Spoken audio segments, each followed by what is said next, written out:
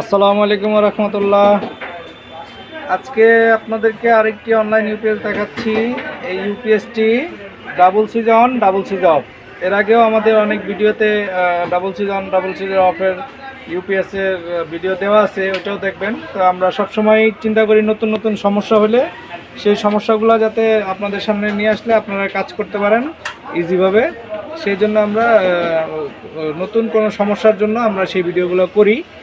তো নতুন ইউপিএস হয়তো বা না, কারণ মডেল কত ধরনের তো থাকে। একই মডেলের একটা মালেরই দেখা যায় 10টা প্রবলেম হইতে পারে।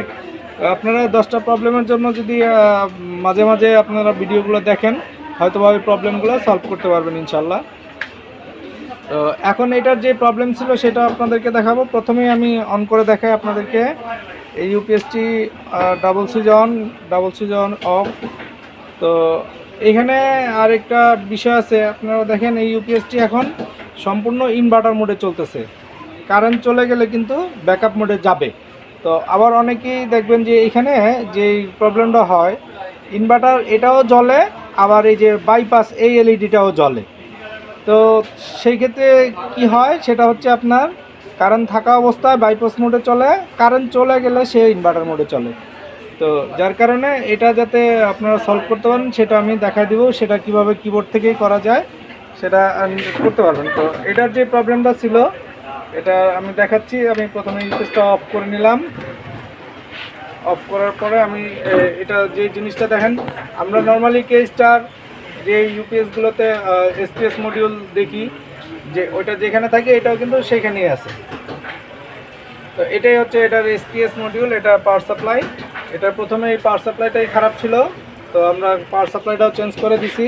এখন যে জিনিসটা দেখেন, কন্ট্রোল কার্ডে অন হচ্ছিল না। মানে আমরা যে পাওয়ার সাপ্লাইতে যে সেন্সটা দিব, যে অন করার যে সিস্টেমটা, সেটা কিন্তু সেন্সটা আসছিল না। তো এইখানে দেখেন কন্ট্রোল কার্ডের থেকে যে প্রিন্টটা আছে, এখানে একটা লাইন আছে অন করার জন্য, এই প্রিন্টটা কিন্তু কেটে গেছিলো, যার কারণে এটা অন হইতো না। তো আমরা যাই হোক এভাবে সুইচিং কানেকশনগুলো দেখে দেখে দেখে দেখে আমরা এই কানেকশনটা করে দিছি। আপনাদের যদি এই ধরনের কোনো প্রবলেম হয় অবশ্যই অন বাটন থেকে কানেকশনগুলো খুঁজবেন। খোঁজার পরে যদি মনে হয় প্রবলেম, অবশ্যই আপনারা এই কানেকশনগুলো করে দেবেন। কারণ অনেক সময় বয়স হলে এই অনলাইন ইউপিএসে কন্ট্রোল কার্ড বা মাদারবোর্ডের পিনগুলো অনেক সময় মরিচা পড়ে যায়। মরিচা পড়ে গেলে তখন এই প্রবলেমগুলো হয়। তো এখন ইউপিএসটি সম্পূর্ণ ওকে আছে। তো যেই প্রবলেমটা আমি আপনাদেরকে দেখাই সেটা হচ্ছে, এখন দেখেন ইউপিএসটি সম্পূর্ণ, আমি যদি এই যে দেখেন যে প্রবলেমটার কথা বলছিলাম, বাইপাস এবং ইনভার্টার এই দুইটা বাতি একসাথে জ্বলবে। কারণ কি, কারণ হচ্ছে এখানে আমি চেপে ধরলাম, এটা যেহেতু দুই সুইচ অন, এটা আমি এক সুইচে চাপ দেওয়া ধরার পরে দেখেন ইকো একটা লেখা আসছে, ইসিও ইকো, আর নিচে আছে বাইপাস। আমি যদি এটাকে আবার প্রেস করি, চেপে ধরলাম, আবার ধরলাম, দেখলাম যে ইউপিএস ইকোটা অফ আছে। আমি যদি এটা অন করে দিই, আবার ইন্টার বাটন চেপ দিয়ে এটা অন করে দিলাম। এখন যদি আমি অন করি ইউপিএসটা, দেখেন এটা কিন্তু ইউপিএসটা অন হয়েছে, বাট বাইপাস মোডে চলতেছে। কিন্তু এখন কিন্তু কারেন্ট থাকা অবস্থায় ইকো আছে, মানে কারেন্ট থাকা অবস্থায় যেটা আপনার কি বলে ইনপুট লাইনে যে ভোল্টেজটা থাকবে সেটাই আউটপুট থাকবে। তো আউটপুট মোডে তো ব্যাকআপ কিন্তু ঠিকই দিবে। তাহলে এটা কি সিস্টেম হলো, এটা অফলাইনের মতো হয়ে গেল।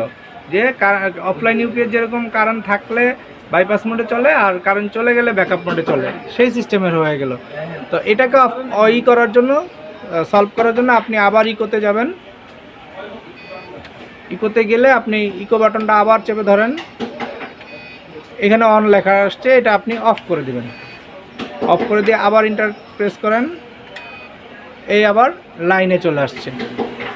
আমি যদি এটারে আমি অফ করে দিই, এখন দেখছেন আপনি কিন্তু ওই বাইপাস মোডটা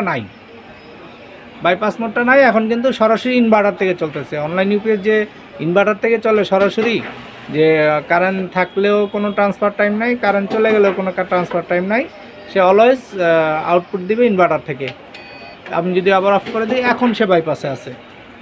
এই হচ্ছে ইউপিএসের ক্যারেক্টার। এবং আপনার ইকো যে ফাংশনটা অফ করার যে সিস্টেম, আপনি এটা থেকেই করতে পারবেন। এটা থেকে কিন্তু আপনি ইকো এবং আউটপুট ভোল্টেজ এই জিনিসগুলো কিন্তু বাড়াইতে পারবেন। আপনি আউটপুট ভোল্টেজও এখান থেকে বাড়াইতে পারবেন, চাপ দিয়ে ধরে ওই ইকোর পরে যে দেখবেন যে আউটপুট ভোল্টেজ এই অপশনগুলো আসবে। তো এই হচ্ছে ইউপিএসের প্রবলেম এবং সলিউশন। যদি আপনাদের এই ধরনের কোনো ইউপিএসের কোনো প্রবলেম হয়, যদি না বুঝেন, অবশ্যই আমাদেরকে ডেসক্রিপশনে নাম্বার দেওয়া থাকবে, আপনি ওইখান থেকে আমাদেরকে দেখে ফোন করবেন। আর যদি কোনো ধরনের কম্পোনেন্টস লাগে, অবশ্যই আমাদের কাছে কম্পোনেন্টস আছে অনলাইন ইউপিএসের। কোনো ধরনের কম্পোনেন্টস লাগলে অবশ্যই আমাদের কাছে যোগাযোগ করবেন, ইনশাল্লাহ আপনাদেরকে দিতে পারবো।